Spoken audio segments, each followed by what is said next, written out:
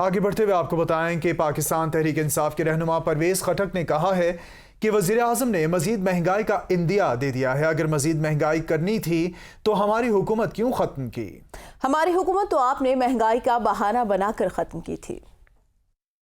کل وزیر اعظم نے کہا ہے کہ اور تیار ہو جاؤ اور مہنگائی آئے گی، تو اگر یہ آئے اس لیے تھے کہ انہوں نے مہنگائی لانی تھی تو پھر ہمارے خلاف پروپیگنڈا کیوں کیا؟ ہماری حکومت کو کیوں ختم کیا گیا؟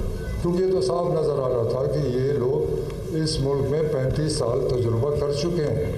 ان کی تجربوں کی وجہ سے آج ملک بے روزگار ہو چکا ہے، ان کی وجہ سے ملک قرض دار ہو چکا ہے، لیکن ہم تو اپنی زبان پہ قائم رہے۔